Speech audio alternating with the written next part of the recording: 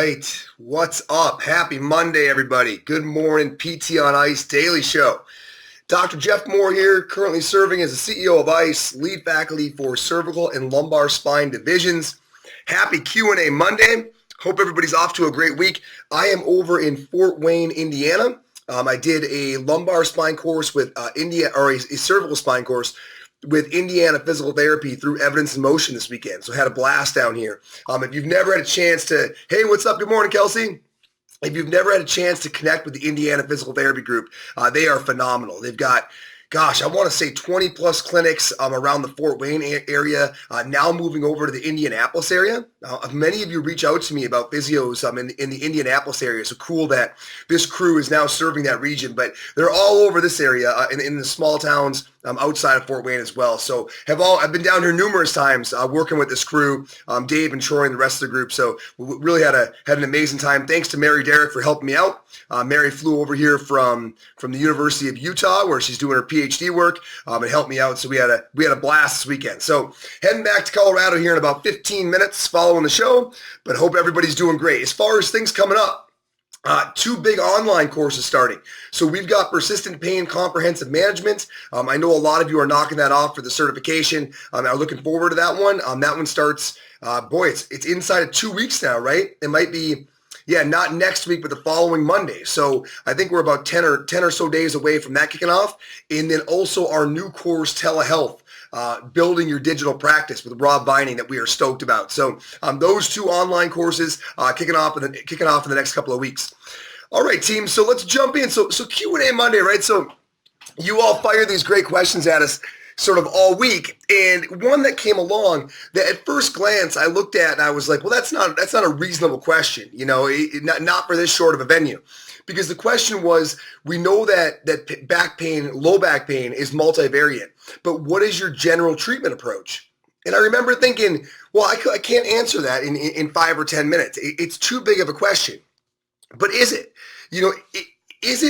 I think it really forces us to look at, have we ever zoomed out and really given that bigger picture? I think we talk about the individual components of managing all this stuff, but do we ever zoom out and kind of make sure everybody understands our larger 30,000 foot view approach? Because there are certain things that we are making sure that we accomplish with very specific methodology, right? And I think really, as I sat and thought about the question, it really boils down to 4 basic phases or things that you have in your mind, and you're finding different strategies on how to best move each of the needles forward. Right. So when you think about going after back pain, we think about a few things that have to be accomplished. Number one is the patient's got to be heard. If there's anything that I have learned from doing the Pain Reframe podcast with Tim Flynn and now Adam Ryan and Liz Pepin over the past couple of years, it's that people really aren't heard well often. And it's important for a number of reasons. I mean, number one, of course, it's therapeutic, right? So oftentimes patients you'll bump into will have been struggling to move forward, and they'll say, when I finally moved forward was when somebody really heard me, right? So there's that obvious therapeutic benefit to it. But I think there's some more procedural benefits to it, because if you've ever really paid attention to your patient's nonverbals, you realize that until they are heard well, not only do they miss the therapeutic value of having been so, they can't fully fixate and focus on the next phases, right? Because they're still thinking with that lingering nuance. Hey, I got to tell you something, right? You haven't quite heard my whole story. There's other important stuff here. And if that is going on and taking up RAM, the patient's not able to say, okay, they know the whole story. They have all the details. Now I can invest in the next part of the process. I think that really getting somebody to a point where they feel fully heard not only carries therapeutic benefit, but it allows them to turn and fully engage in the next part of the process. If they don't feel fully heard, I think you only have 60% of the person with you. And there's really something to think about there. It's very similar to how we talk about until you've fully ruled out the neck or ruled out the hip, you can't turn and truly engage on what you believe to be the primary source of symptom behavior generation. There's something about that phase of completion that allows a very different level of focus and engagement in the next piece. Okay, so that's one big part of hearing somebody well. The other big part is that while you're doing it, you want to be forming a hit list, an actual list, right, of relevant things that need to be targeted.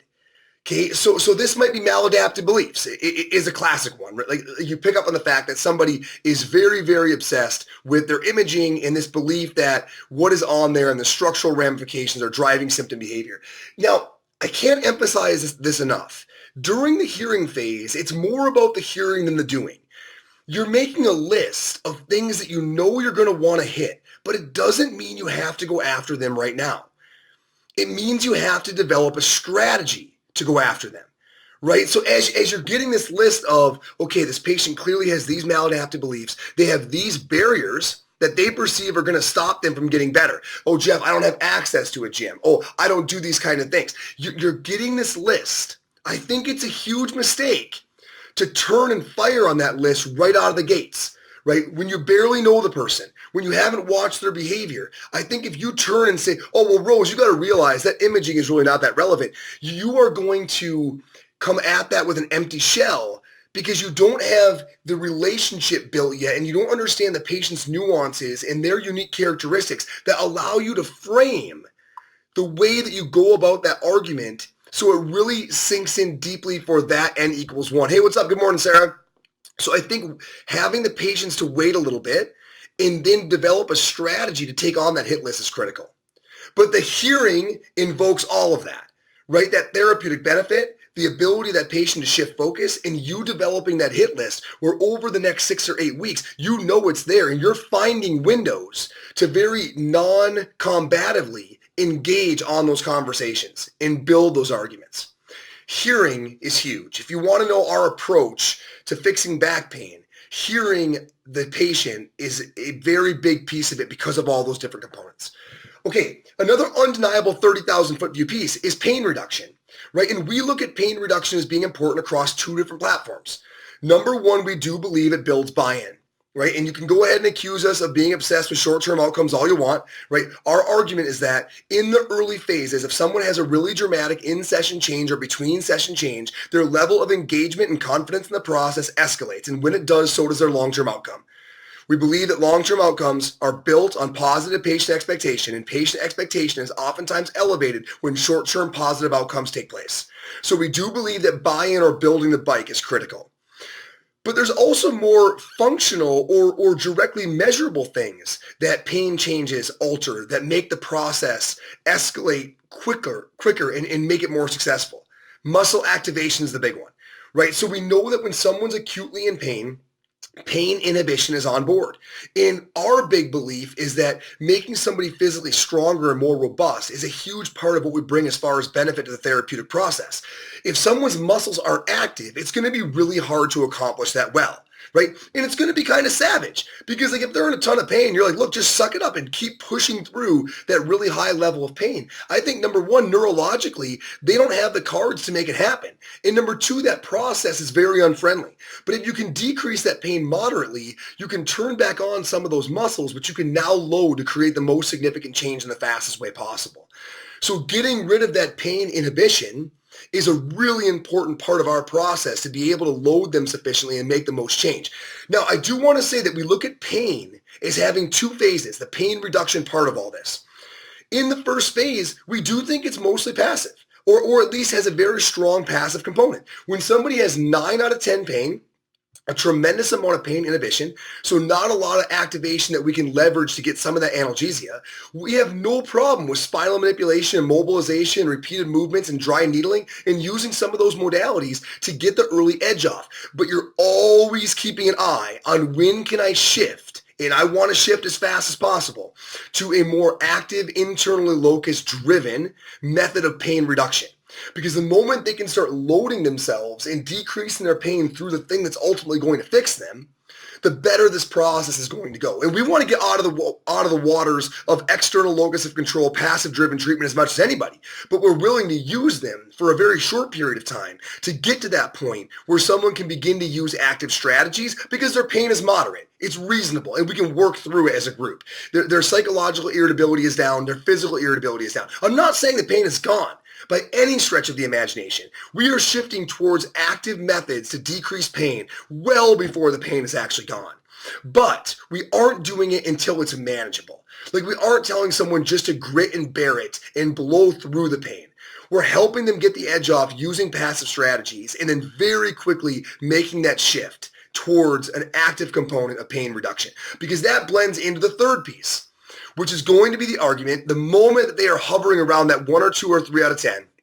The moment they are doing most of their functional activities, getting back to their sport, the moment we're starting to crest that hill, that's when we begin to build this argument of how fit are you going to let me get you? Because now our focus becomes, we want to build as much fitness into you and put as much armor around you as we can. We now have the chance for that. How much of it are you going to let me get away with? Now, here's where a lot of physios will come at us and say, well, aren't you done then?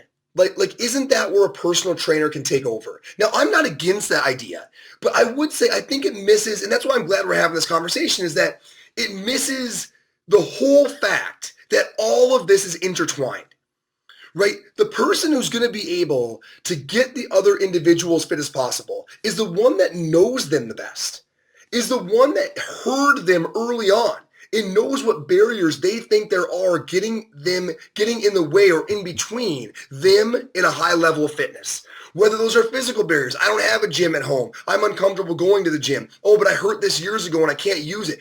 The person who heard them best in their earliest phases, when the conversation was so engaging because symptoms were high and stakes seemed high, the person that was there for that part is the best to finish the drill, because they have all of that information. So why should that person have to go and form that relationship with another provider in a foreign setting when you've already got it on board and you can finish the drill right then? So while I'm not at all against somebody, I'm not saying that personal trainers don't have the skill set to now take that person and go to the next level, or CrossFit coaches, etc. I am saying that you're in a uniquely qualified position to be able, with the trust you have on board, with the recognition of barriers, there's simply nobody better than you right now to spend the next few weeks or month beginning that road to developing a very high level of fitness. So it's not that other people don't have the individual components of the skill set to do it. It's that they don't have the rich history that you have in the entire depth of understanding of the human to be able to do it as well. That's a really important differentiating factor. You can't just jump from person to person to person because they have these individual isolated skill sets. That's not how rehab really works, right? It's a longer process. It's multivariate. There's depth to it. And whoever has developed that depth has the best levers to leverage. Okay. The other one, the very last component, because I hope we're keeping this 30,000 foot enough. The other big component is lifestyle behaviors. If you want to know how we treat back pain, lifestyle behaviors are key. And what I'll say about them is you argue for them with different ammo at different phases. Okay? So ultimately, we know if we're really going to build a better human, that we've got to change the way they behave across these key components of sleep and nutrition, etc. But you got to use what you got, right? So early on, you are mainly going to argue for them to pay attention to their sleep because it changes pain processing. And right now they're in really severe acute pain. It's where their mind is. Wherever your mind is great, right? But it's not really about you. It's where their mind is. And so you're going to be able to get a lot of good attention, a lot of good focus by leveraging that. If you sleep better, we see things like pressure pain threshold and heat pain threshold, diffuse noxious inhibitory control, all these different components of pain processing improve when you get quality sleep. So you're going to argue for lifestyle behaviors in light of what's relevant. And with them early on, it's often pain. But the moment you're cresting, you're going to begin to talk about diet, and the same thing with diet, right? You're going to talk about eating no sugar due to the inflammatory component that might contribute to symptoms early on. But when you're cresting and the patient no longer is motivated by having their pain go from a 2 to a 1, that no longer is nearly as relevant. Now you're talking about sleep and diet for performance. Right? So now you're shifting, right, how you're making an argument to maintain focus on lifestyle behaviors because of where you are in the rehab phases. So now you're saying, well, yeah, the reason you got to sleep better is when you sleep better, your performance elevates. The reason you can't eat like nonsense, right, is we're trying to turn you into a metabolic conditioning machine, right? And to be able to access all those different phases, we need your diet clean. We need your macros dialed. So it's so cool to think about how your lifestyle behavior arguments for change shift so much if you're paying attention to where the patient's motivations are. If you can embrace that there's never one argument. There's an argument for a given time. Right? And that's where it comes to paying attention to your patient, knowing their nuances, knowing their personality. And it's why somebody jumping in at different phases is never going to have the ability to shift behavior in the same way you do, because you know the nuances and they don't.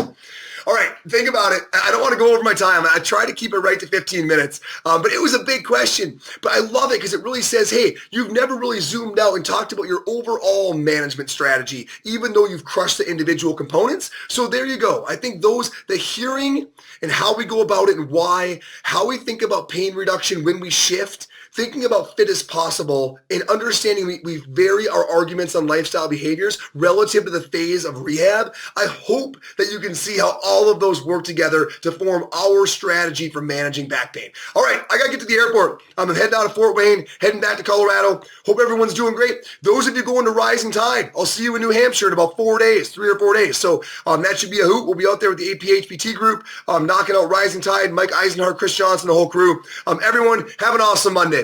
Hope it goes great. Thanks, Indiana PT, for a wonderful time in Fort Wayne.